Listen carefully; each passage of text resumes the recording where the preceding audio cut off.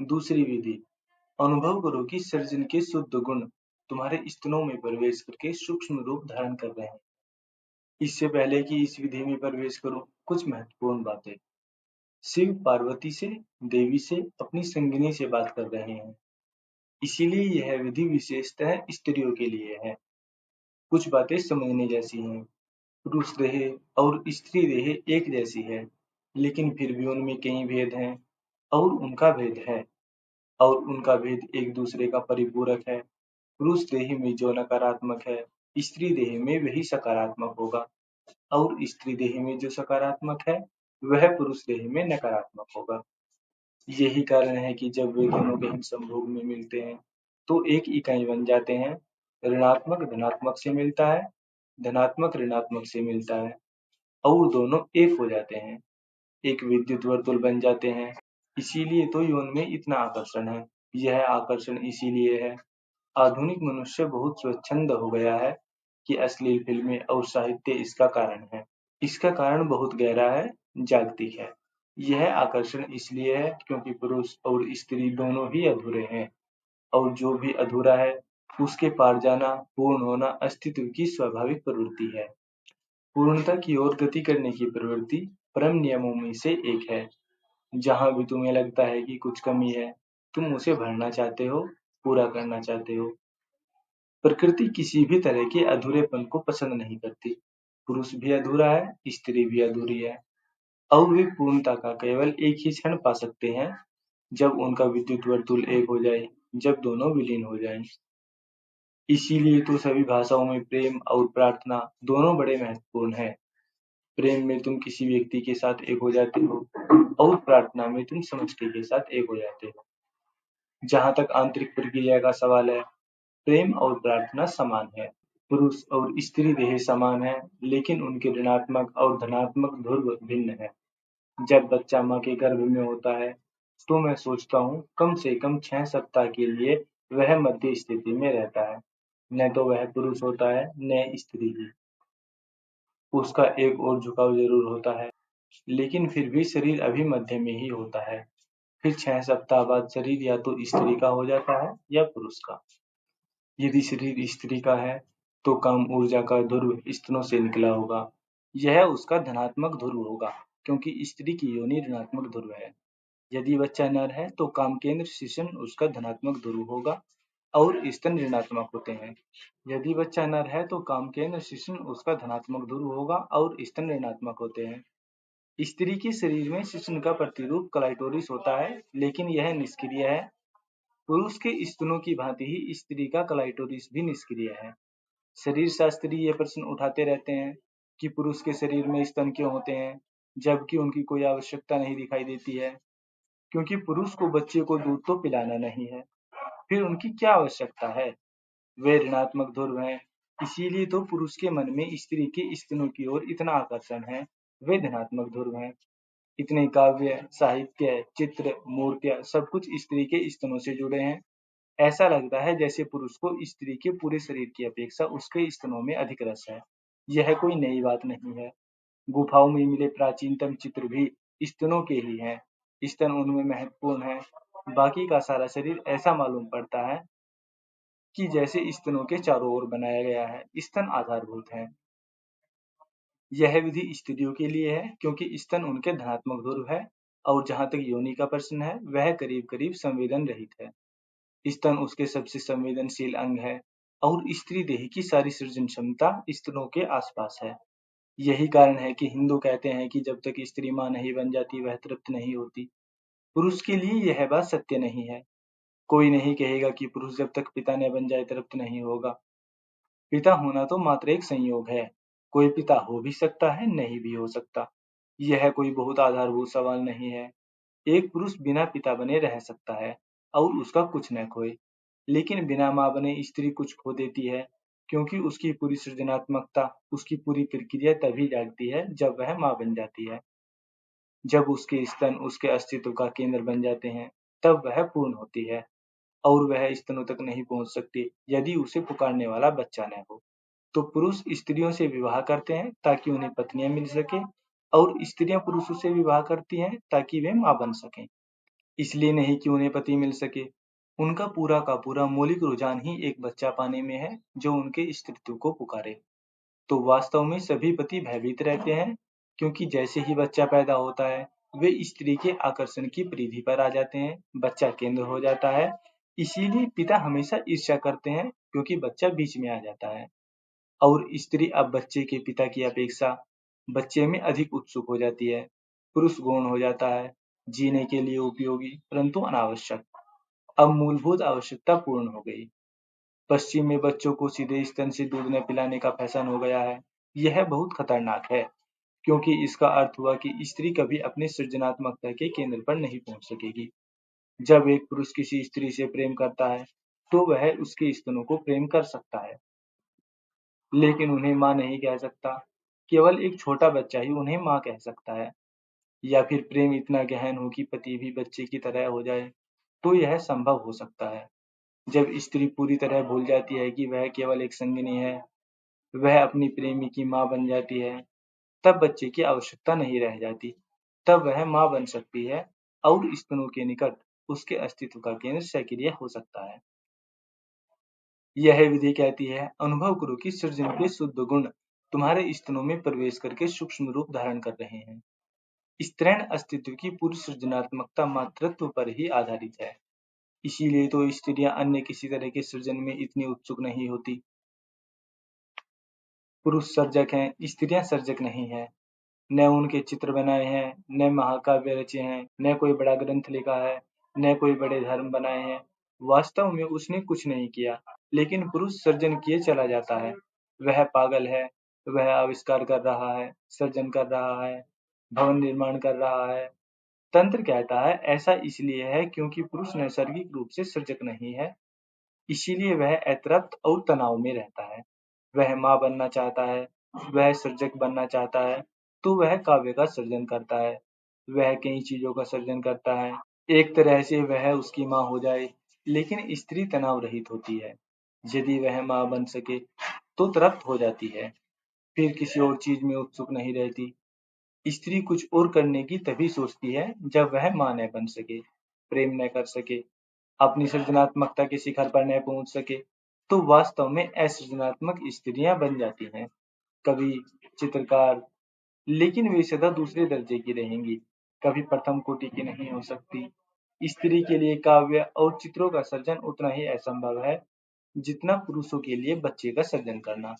वह माँ नहीं बन सकता, वह जैविकीय तल पर असंभव है, और इस कमी को वह अनुभव करता है। इसी कमी को पूरा करने के लिए वह कई कार्य करता है, लेकिन कभी भी कोई महान से महान सर्जक भी इतना तृप्त नहीं हो पाता, या कभी कोई बुल्ला ही इतना परितृप्त हो सकता है जितना कि एक स्त्री माँ बनकर हो जाती है। एक बुद्ध अधिक परितृप्त होता है क्योंकि वह अपना ही सृजन कर लेता है। वह द्विज हो जाता है, वह स्वयं को दूसरा जन्म दे देता है, नया मनुष्य हो जाता है। अब वह अपनी माँ भी हो जाता है, पिता भी हो जाता है। वह पूर्णतया परितृप्त अनुभव करता है। एक स्त्री अधिक सरलता से तृप्ति अनुभव कर सकती है। उसकी सृजनात्मकता स्तनों के आसपास ही होती है। इसीलिए तो विश्व भर में स्त्रियां अपने स्तनों के बारे में इतनी चिंतित रहती हैं, जैसे कि उनका पूरा अस्तित्व वहीं केंद्रित हो। वे सदा अपने स्तनों के बारे में इतनी सजग होती हैं, दिखाएं चाहे उघाड़े, उनके विषय में चिंतित रहती हैं। स्तन उनके सबसे गुप्त अंग है, उनका खजाना है, उनके अस्तित्व के मातृत्व के सृजनात्मकता के केंद्र हैं। शिव कहते हैं, अनुभव करो कि सृजन के शुद्ध गुण तुम्हारे स्तनों में प्रवेश करके सूक्ष्म रूप धारण कर रहे हैं।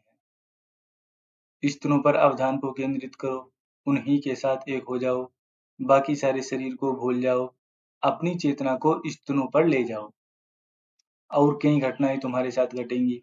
यदि तुम ऐसा कर सको, यदि तुम पूरी तरह से स्तनों पर अपने अवधान को केंद्रित कर सको, तो सारा शरीर भारमुक्त हो जाएगा और एक गहन माधुर्य तुम्हें घेर लेगा। माधुर्य की एक गहन अनुभूति तुम्हारे भीतर बाहर चारों ओर धड़केगी।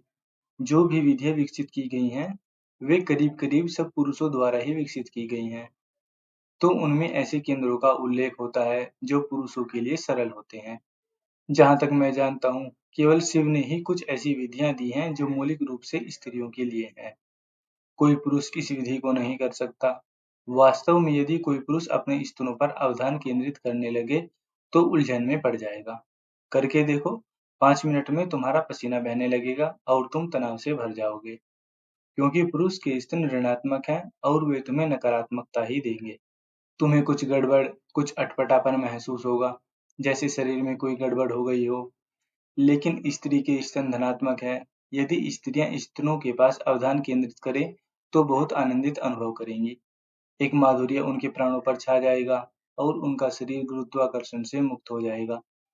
उन्हें इतना हल्कापन महसूस होगा जैसे कि वे उड़ सकती हैं और इस समग्रता से बहुत से परिवर्तन होंगे। तुम अधिक मातृत्व भाव अनुभव करोगी, चाहे तुम मां न बनो। लेकिन स्तनों पर अवधान की यह एकाग्रता बहुत विश्रांत होकर करनी चाहिए, तनाव से भरकर नहीं। यदि तुम तनाव से भर गई, तो तुम्हारे और स्तनों के बीच एक विभाजन हो जाएगा। तो विश्रांत होकर उन्हीं में घुल जाओ और अनुभव करो कि तुम नहीं, केवल स्तन ही बचे हैं। यदि पुरुष को यह करना है तो स्तनों के साथ नहीं, काम केंद्र के साथ करना होगा। इसीलिए हर कुंडलिनी योग में पहले चक्र का महत्व है। पुरुष को अपना अवधान जननेंद्रिय की जड़ पर केंद्रित करना होता है। उसकी सृजनात्मकता, उसकी विधायकता वहां पर है। और इसे सदा स्मरण रखो, कभी भी किसी नकारात्मक चीज पर अवधान को केंद्रित मत करो, क्योंकि सभी नकारात्मक चीजें उसके साथ चली आती हैं। ऐसे ही विधायक के साथ सभी कुछ विधायक चला आता है।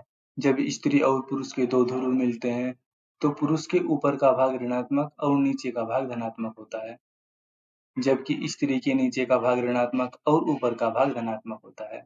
ऋणात्मक और धनात्मक के ये दो ध्रुव मिलते हैं, तो एक वर्तुल निर्मित हो जाता है। यह वर्तुल बहुत आनंदपूर्ण है, परंतु यह कोई साधारण घटना नहीं है। साधारणतः काम कृत्य में ये वर्तुल नहीं बनता। इसीलिए तो तुम काम के प्रति जितने आकर्षित होते हो, उतने ही उससे विकर्षित भी होते हो। उसके लिए तुम कितनी ही कामना करते हो, कितनी तुम्हें उसकी तलाश होती है, पर जब तुम्हें मिलता है तो तुम निराश हो जाते हो। कुछ भी होता नहीं। यह वर्तुल केवल तभी संभव है जबकि दोनों शरीर शांत हों और बिना किसी भय या प्रतिरोध के एक दूसरे के लिए खुले हों। तब मिलन होता है। वह पूर्ण मिलन विद्युत धाराओं का एक मिलकर वर्तुल बन जाता है, जो आनंद का उच्चतम शिखर है। फिर एक बड़ी अद्भुत घटना घटती है। तंत्र में इसका उल्लेख है, लेकिन तुमने शायद इसके बारे में सुना भी न हो। यह घटना बड़ी अद्भुत है। जब दो प्रेमी वास्तव में मिलते हैं और एक वर्तुल बन जाते हैं, तो एक बिजली की कौन जैसी घटना घटती है। एक क्षण के लिए प्रेमी प्रेयसी बन जाता है और प्रेयसी प्रेमी बन जाती है, और अगले ही क्षण प्रेमी फिर प्रेमी बन जाता है और प्रेयसी फिर प्रेयसी बन जाती है।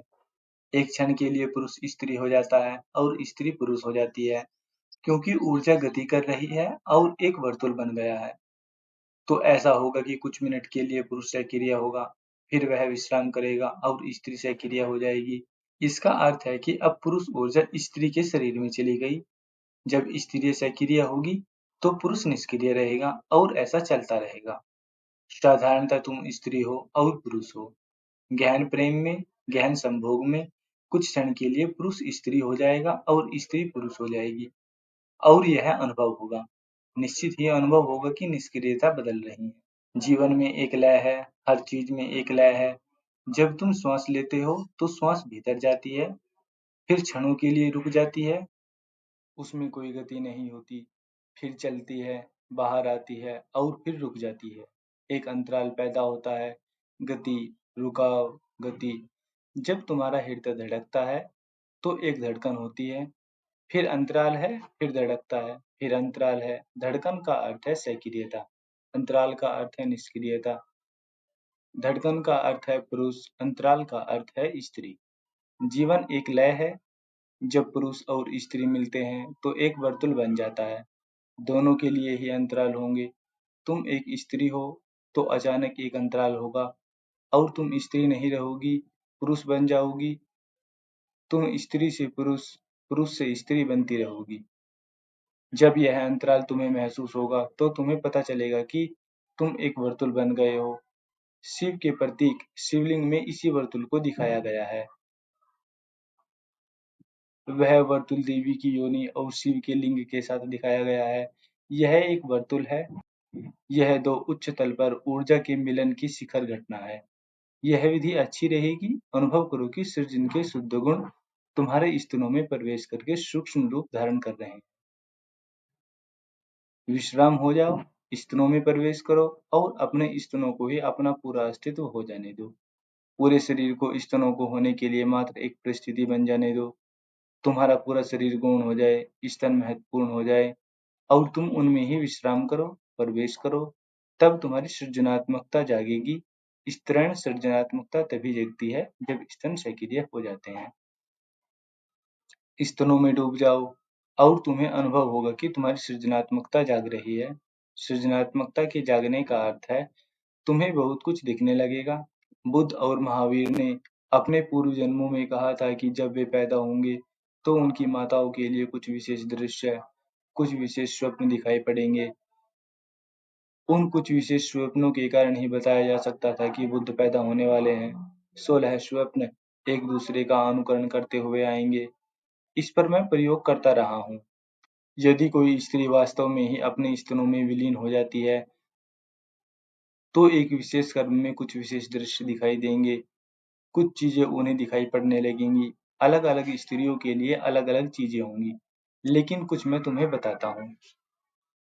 एक तो कोई आकृति, मानव आकृति दिखाई पड़ेगी और यदि स्त्री बच्चे को जन्म देने वाली है, तो बच्चे की आकृति नजर आएगी। यदि स्तनों में स्त्री पूरी तरह विलीन हो गई है, तो उसे यह भी दिखाई देगा कि किस तरह से बच्चे को वह जन्म देने वाली है, उसकी आकृति नजर आएगी। यदि वह गर्भवती है, तो आकृति और भी स्पष्ट होगी। यदि अभी वह मां नहीं बनने वाली है और गर्भवती नहीं है, तो उसके आसपास कोई अज्ञात सुगंध छाने लगेंगी। स्तन ऐसी मधुर सुगंधों के स्रोत बन सकते हैं, जो कि इस संसार की नहीं है, जो रसायन से नहीं बनाई जा सकती। मधुर स्वर, लयबद्ध ध्वनियाँ सुनाई देंगी। सृजन के सारे आयाम बहुत से नए रूपों में प्रकट हो सकते हैं। महान कवियों और चित्रकारों को जो घटित हुआ है, वह उस स्त्री को हो सकता है, यदि वह अपने स्तनों में डूब जाए। और यह इतना वास्तविक होगा कि उसके पूरे व्यक्तित्व को बदल देगा। वह स्त्री और ही हो जाएगी। और यदि ये अनुभव उसे होते रहते हैं, तो धीरे-धीरे वे खो जाएंगे और एक क्षण आएगा जब शून्यता घटित होगी। वह शून्यता ध्यान की परम स्थिति है। तो इसको स्मरण रखो। यदि तुम स्त्री हो, तो अपने शिव नेत्र पर एकाग्रता मत करो। तुम्हारे लिए स्तनों पर, ठीक दोनों स्तनों के चुचुओं पर अवधान को केंद्रित करना बेहतर रहेगा। और दूसरी बात, एक ही स्तन पर अवधान केंद्रित मत करो। एक साथ दोनों स्तनों पर करो। यदि तुम एक स्तन पर अवधान को केंद्रित करोगी, तो तत्क्षण तुम्हारा शरीर व्यथित हो जाएगा। एक ही स्तन पर एकाग्रता होने पर पक्षाघात भी हो सकता है। तो दोनों पर एक साथ ही अवधान को केंद्रित करो, उसमें विलीन हो जाओ और जो हो उसे होने दो।